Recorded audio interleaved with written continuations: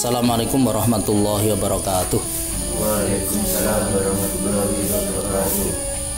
Alhamdulillahirabbil alamin wassalatu wassalamu ala asyrafil anbiya'i wal mursalin wa ala alihi wa ashabihi ajmain la haula wala quwata illa billahil aliyyil azim amma ba'd.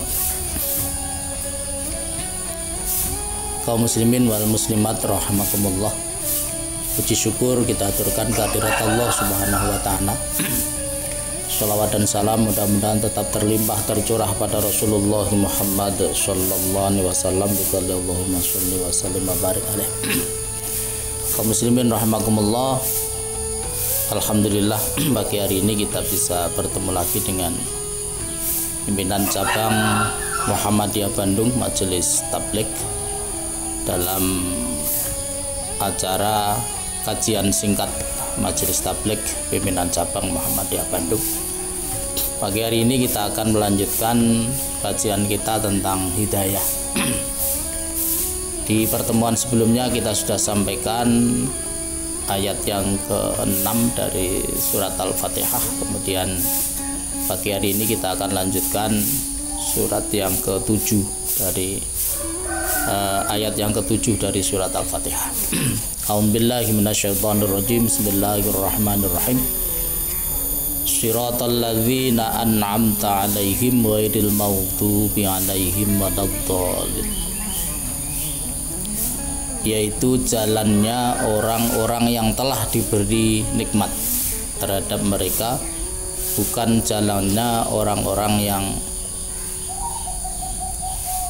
dimurkai oleh Allah, dan juga bukan jalannya orang-orang yang tersesat. Kaum muslimin rahimakumullah. An'amta 'alaihim sebagai kata kunci di dalam ayat ini, atau yang kita terjemahkan dengan terjemahan Allah telah memberikan nikmat kepada mereka. Pertanyaan kita adalah, siapa orang-orang yang telah diberi nikmat itu? Ternyata ini jawabannya menurut para ahli tafsir ada di dalam surat An-Nisa ayat 69. A'udzubillahi minasyaitonirrajim. Bismillahirrahmanirrahim. Penggalan ayatnya, minan nabiyyina wasyiddiqina wasyuhada'i wassalihin wa hasuna ulaika rafiqa. Orang-orang yang telah diberi nikmat oleh Allah Subhanahu wa taala. Nikmat yang dimaksud di sini itu adalah nikmat keagamaan. Jadi bukan nikmat duniawiyah, karena memang yang kita minta sesuai dengan ayat sebelumnya, yaitu ayat yang ke-6, ihdinas siratal mustaqim, ya Allah tunjukkanlah kami ini ke jalan yang lurus. Jadi ke jalan yang lurus ini yang dimaksud adalah jalan keagamaan. Jadi hidayah yang sifatnya itu hidayah agama. Nah, setelah kita meminta kepada Allah supaya Allah menunjukkan kita ke jalan yang lurus, maka kemudian Allah menjelaskan kepada kita jalannya orang-orang yang seperti apa yang kita minta kepada Allah itu. Kemudian Allah menjelaskan ada 4 kelompok manusia yang jalannya atau yang beliau tempuh itu kita mintakan kepada Allah. Salah satunya itu bisa terjadi pada diri kita ini. Yang pertama adalah minan nabiyyin, yaitu jalannya para nabi-nabinya Allah. Tentu ini kita tidak mungkin berada pada level ini, karena memang al-anbiya itu sudah terputus dengan selesainya risalah yang dibawa oleh Rasulullah. Tetapi memang perilaku dari para nabi, perilaku dari para rasul ini adalah menjadi teladan bagi kita semuanya. Sebagaimana disampaikan oleh Allah Subhanahu wa taala di dalam ayat yang lain, a'udzubillahi minasyaitonirrajim, laqad kana lakum fi rasulillahi uswatun hasanah. Sungguh benar-benar ada bagi kamu sekalian fi rasulillahi, di dalam perjalanan kehidupan utusan-utusannya Allah itu, uswah hasanah, contoh atau teladan yang baik. Jadi memang kita diarahkan oleh Allah supaya ati Allah wa ati Rasul, jadi taat kepada Allah sekaligus kita ini taat kepada Rasulullah. Jadi kita meminta kepada Allah Subhanahu wa taala supaya Allah itu menunjukkan diri kita ini ke jalan yang pernah ditempuh oleh para anbiya Allah. Ini yang pertama. Kemudian kelompok orang kedua yang termasuk an'amta alaihim, Allah telah memberikan kenikmatan kepada mereka, itu adalah as-siddiqin. Siapa as-siddiqin itu? As-siddiqin itu adalah orang-orang yang dalam kehidupannya ini senantiasa berkata jujur, berperilaku jujur. Ini as-siddiqin. Jadi kelompok as-siddiqin ini adalah kelompok orang-orang yang hidupnya ini senantiasa jujur. Jujur itu artinya tidak pernah berbohong. Jujur ini artinya orang yang selalu sesuai antara perilakunya itu dengan perkataannya. Ini jujur. Di dalam kehidupan ini kita memang berat untuk melakukan kejujuran, tetapi memang ini sebuah sikap yang merupakan bagian dari agama kita. Bahkan Rasulullah SAW itu menyampaikan, innas sidqa yahdi ilal birri wa innal birra yahdi ilal jannah. Sesungguhnya kejujuran itu akan mengantarkan kita ini pada kebaikan, dan kebaikan itu akan mengantarkan kita ini kepada surga. Sebaliknya wa innal fujura wa innal kadhiba yahdi ilal fujur wa innal fujura yahdi ilan nar. Kebalikan dari jujur ini adalah kadzib. Kadzib ini bohong, suka berbohong, berjanji tidak pernah menepati janji. Ini namanya berbohong. Nah, ketika kita ini memiliki sikap dan sifat bohong itu, maka Rasulullah menyampaikan, wa innal kadhiba yahdi ilal fujur. Kebohongan itu pasti akan membawa pelakunya itu pada sifat-sifat fujur. Sifat fujur itu apa? Sifat fujur itu adalah sifat yang mengantarkan kita ini pada perbuatan yang tidak baik. Fujur.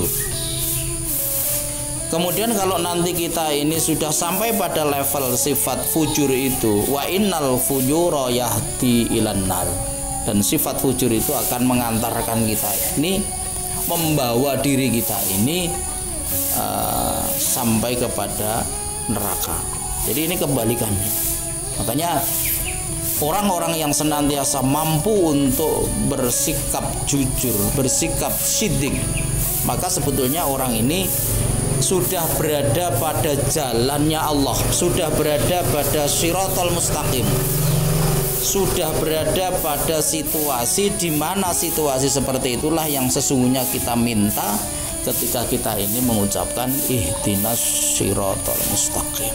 Kemudian kelompok orang yang ketiga yang oleh Allah disebutkan di dalam Al-Quran bahwa orang ini sudah berada di dalam kenikmatannya Allah, itu adalah asyuhada.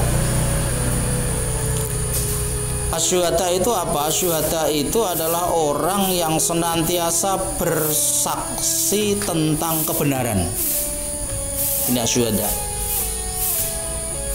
Bersaksi tentang kebenaran, bahkan yang bersangkutan itu siap dan mampu untuk membela kebenaran itu meskipun dia nanti sampai menjadi orang yang mati di dalam memperjuangkan kebenaran. Makanya orang yang meninggal dunia ketika membela kebenaran itu disebut dengan istilah mati syahid. Jadi mati syahid ini artinya mati ketika dia itu menjadi saksi kebenaran, menjadi pelaku kebenaran itu. Ya, orang yang mati syahid ini sebetulnya bukan hanya karena dia itu perang saja. Jadi dalam konteks ajaran Islam, orang yang mati syahid itu banyak yang melatar belakangnya. Misalnya ada orang yang dirampok kemudian membela harta bendanya, kemudian dia sampai meninggal dunia, maka meninggalnya ini adalah meninggal dalam kondisi syahid. Rasulullah juga menyampaikan seorang ibu yang melahirkan putranya kemudian meninggal dunia, ini termasuk syahidah juga, orang yang mati syahid. Orang yang berjuang memperjuangkan agama Islam kemudian meninggal dunia, ini pun juga termasuk mati syahid. Bahkan Rasulullah juga menyampaikan orang yang sedang menuntut ilmu kemudian dia itu meninggal dunia dalam proses menuntut ilmu itu, apakah dia ketika berangkat menuntut ilmu, ataukah ketika saat menuntut ilmu, ataukah ketika dia itu pulang dari menuntut ilmu kemudian dia itu meninggal dunia, maka meninggalnya ini dalam kondisi meninggal syahid. Karena apa? Karena dia itu menjadi saksi kebenaran dan melakukan kebenaran. Kaum muslimin rahimakumullah. Kemudian kelompok yang keempat yang oleh Allah disebut sebagai kelompok orang yang mendapat nikmat dari Allah Subhanahu wa taala ini adalah was-sholihin, dan orang-orang yang soleh. Orang yang soleh itu yang seperti apa? Di dalam kitab At-Ta'rifat, Imam Jurjani itu menyampaikan bahwa yang dimaksud dengan soleh itu adalah as-sholihu huwa al-khalisu an kulli fasadin. Jadi yang dimaksud dengan soleh ini adalah orang yang bersih dari segala sesuatu yang merusak jiwanya. Jadi ketika manusia ini sudah mampu untuk membersihkan jiwanya dari hal-hal yang menjadi penyakit jiwanya, maka orang ini termasuk orang yang soleh. Tetapi ketika orang ini belum mampu untuk membersihkan dirinya dari berbagai ragam penyakit jiwa, meskipun secara amaliyah dunyawiyah dia itu adalah kelihatan seperti orang yang baik, sosialnya baik, dengan tetangga baik, dengan teman baik, tetapi kalau dari sisi batiniahnya itu masih terkotori dengan berbagai ragam penyakit-penyakit kejiwaan, maka orang itu belum bisa disebut sebagai orang yang soleh. Makanya kita harus hati-hati di dalam memikirkan sesuatu, di dalam mensikapi sesuatu. Taruhlah, mohon maaf, seperti zaman sekarang ini,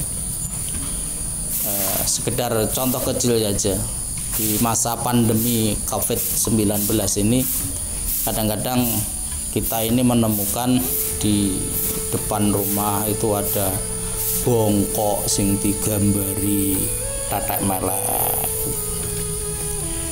ada gambar orang-orangan sing koyo buta. Ketika ditanya itu nggopo, ini supaya virusnya itu nanti takut supaya ndak masuk rumah sini. Nah, ini termasuk bagian dari keyakinan-keyakinan khurafat yang harus kita hindari, karena ini bagian yang akan merusak jiwa kita ini, yang akan merusak kebersihan hati kita ini di dalam memohon sesuatu kepada Allah Subhanahu wa taala.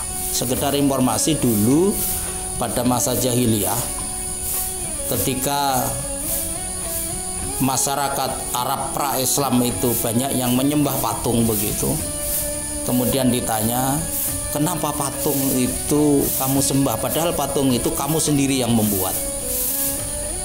Maka masyarakat Arab pra-Islam itu menjawab, dan jawabannya ini diabadikan oleh Allah di dalam Al-Quran, dalam surat Az-Zumar ayat 3, mereka itu menyatakan ma na'buduhum illa liyuqarribuna ilallahi zulfa. Wahai Muhammad, sesungguhnya kita semuanya ini tidak menyembah berhala, tidak memohon kepada berhala, tidak memohon kepada arca, illa liyuqarribuna ilallahi zulfa. Hanya kita berharap patung, arca, berhala ini supaya bisa mendekatkan kami ini kepada Allah Subhanahu wa taala. Lah oleh Allah, orang seperti ini dicap sebagai orang yang berperilaku jahiliyah. Nah, perilaku-perilaku seperti ini sebetulnya walaupun bentuknya itu tidak sama, tetapi nilainya, ruhnya itu sama, hanya saja mungkin bentuknya dari satu waktu ke waktu yang lain itu tidak sama. Oleh karena itu level yang keempat ini Allah memberikan satu nama, yaitu as-soleh, yang kemudian dalam bentuk jama' as-solihin. Ini adalah level yang sangat mungkin untuk bisa kita raih di sana itu. Oleh karena itu, dalam rangka kita ini memohon kepada Allah, ya, supaya Allah memberikan hidayah kepada kita, maka hal-hal yang akan merusak, mengotori jiwa kita ini harus kita hilangkan, dengan harapan nanti hidayahnya Allah Subhanahu wa taala itu akan diberikan kepada kita sekalian. Kaum muslimin wal muslimat rahimakumullah. Mudah-mudahan Allah Subhanahu wa taala senantiasa memberikan bimbingan kepada kita semuanya, memberikan hidayah kepada kita semuanya, sehingga dalam mengarungi perjalanan kehidupan kita ini kita akan senantiasa berada di jalannya Allah Subhanahu wa taala. Ada kekurangan, ada kekhilafan, mohon maaf. Nasrum minallah fatkum qarib, basyiril mu'minin. Wassalamualaikum warahmatullahi wabarakatuh.